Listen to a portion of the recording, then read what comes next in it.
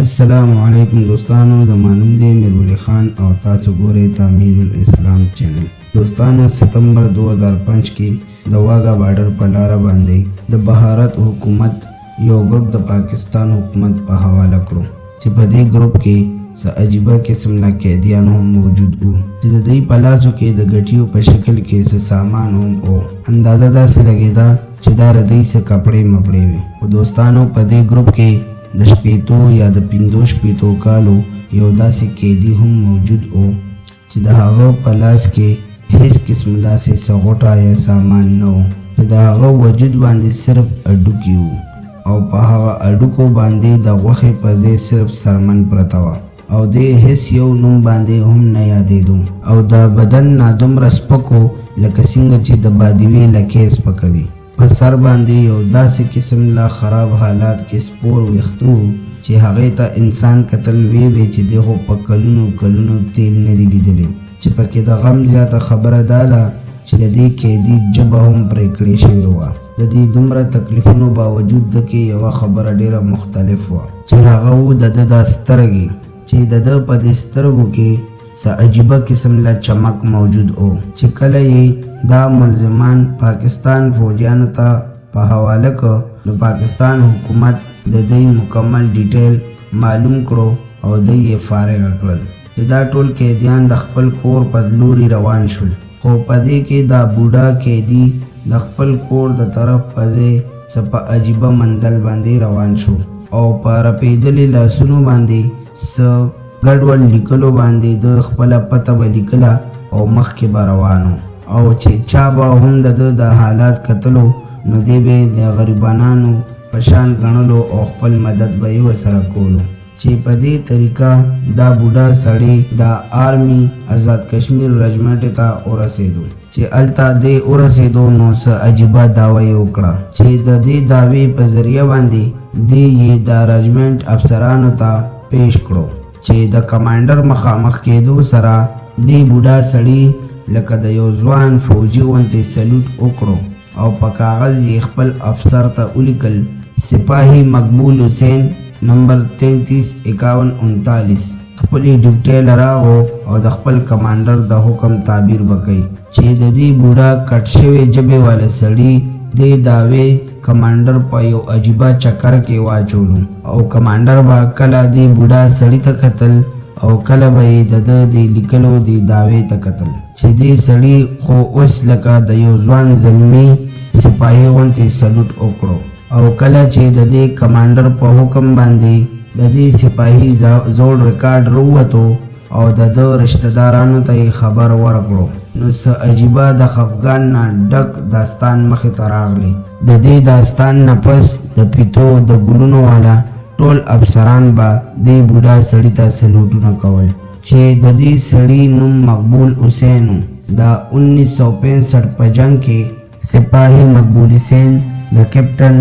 شیرخان په قیادت کې د دشمن آرمي یو ډیپو والولو او واپس را روانو او د هغې راتلو نه پس په دغه دوران کې د دوی دشمن سره بیا جړپ واچولی شو. سپاهي مقبول حسین چې د خپل پوسټ وارلسټ اوچت نیولی و چې د خپلو افسرانو د پیغام رسایۍ سره سره یې ماشین ګن هم لاس کې نیولی او په دغه دوران کې هم د دشمن یو زبردسته مقابله کوله او په دغه دوران کې سپاهي مقبول حسین سخت زخمی شو او کله چې په دغه دوران کې د خپلو سپاهیانو روچتولو نو د هغې نه انکار وکړو او وی ویل چې د جنگ په وخت کې زه په تاسو بوج جوړېږم نو ښه دا ده چې دشمن سره وجنګېږم او د هغې نه پس به ځان له محفوظې لار په خپله وګورم. خو د هغې باوجود هم د ده ملګرو انکار وکړو او وی ویل چې موږ به تا ځان سره لازمي بوځو. د ملګرو دا جذبه چې ده ولیده نو ده په خپل زړه کې یو بل چال وچلولو او ځان یې یو کندې ته ورویشتو چې په هغې کې دی د ملګرو د نظر نه لرې شو او فنا شو. چې د ډېر تلاش نه پس د ده دوستان واپس لاړل او د هغې نه پس د بیا دشمنانو سره جنگ شروع کړو چې بیا د دغه جنگ په دوران کې دی د دشمن په یو ګوله ولګېدو او نور هم زیات زخمی شو او د هغې نه پس بېهوشه شو نو د بیهوشۍ په حالات کې بیا دشمن گرفتار کو او کله چې جنگ ختم شو نو د دواړو ملکونو د جنگ نه پس د فوجیانو د یو بل د ورکولو معاهده وشوه چې په دې دوران کې د مقبول حسین سپاهي او ذکر قدرې هم رانغی نو په دې وجه پاک فوج سپاهي مقبول حسین یو شهید وګڼلو او د یو تکړه بهادر فوجي شهیدانو لیست کې د ده نوم هم واچولی شو چې دې خوا د دې ښکلي تندرسته سپاهي مقبول حسین د خولو کلاوېدو دپاره دشمن په ده باندې ډېر زیات ظلم شروع کړو او دې یې 4 بای 4 یو کمره کې ګیر کړو چې په هغه ځای کې دا سپاهي نه سملاستی شو او نه کېناستی شو او دشمن د انسانیت سره انتها ظلم نه پس هم دی د دې سپاهي مقبول حسین خولو کلو نه کړې شوه چې د سپاهي مقبول حسین دی بهادرۍ د بهارت افسران ټول پاگلان کړل او چې کله دی ته پته ولګېده چې موږ د مقبول حسین خولو کلو نه کړې شوه نو د ډېر انتهایی ظلم نه پس یې سپاهي مقبول حسین ته وویل چې بس صرف دومره ووایه چې پاکستان مرداباد چې دې سپاهي مقبول حسین به د خپل ټول بدن را ټول کړو او आवाज به کولو چې پاکستان زنده‌باد چې دې نارې به د بهارت په فوجیانو باندې نور هم اور بل کړو چې د دې غصې نه پس به دی سم پاگلان شو او دته به بیا الټا پاگل ویلو چې هغوی به د ډېر سخت مارکوټ نه بعد چغې والي او دته به پاگل وي او وی به چې دا پاکستانی قیدی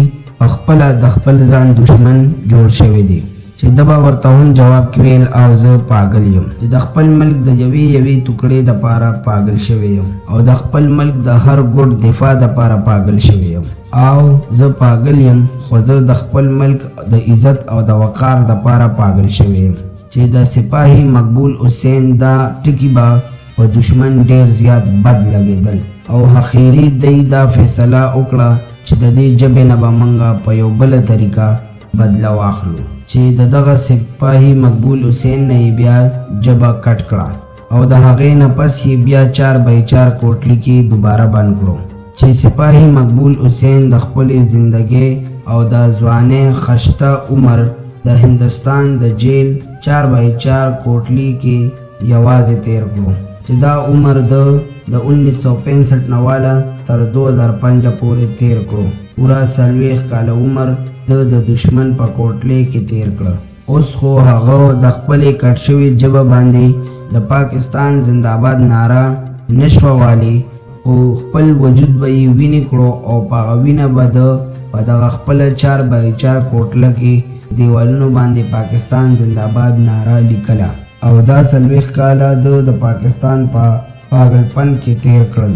راځئ چې موږ هم داسې پاگلپن دیوانو ته سلوټونه وکړو ولې چې د موږ د ملک اصل هیروګان هم دا خلک دي چې دی ته پاکستانی قوم سلام پیش کوي دوستانو د موږ ملک موږ له په دې قربانو باندې موږ ته په حواله شوي دي اوس موږ له پکار دي چې د دې ملک موږ حفاظت وکړو دا نه چې 24 غنټې دی د فیسبوک او د ټیک ټاک باندې خراب کړو او د داسې جانبازه سپاهیانو قربانۍ دی موږ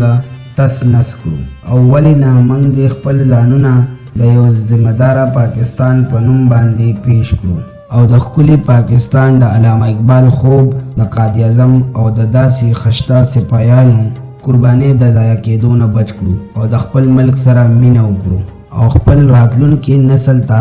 یو نوی پاکستان ورکړو یو داسې نوی پاکستان چې صرف په بلډینګونو بدل شوی نه وي بلکې د نیت په ضمیر باندې هم بدل شوی وي او خپل را روان نسل ته یې په حواله کړو دوستانو امید لرم چې زما دا ویډیو به ستاسو ډېره خوښه شوې وي او تاسو به د دې نه ډېر سبق هم اخیستی وي که دا ویډیو تاسو ته ښه لګېدلی وي نو لایک کړئ او چینل سبسکرایب کړئ او ما په خپلو دعاګانو کې یاد ساتئ چېرته چې هم یې د خپل ځان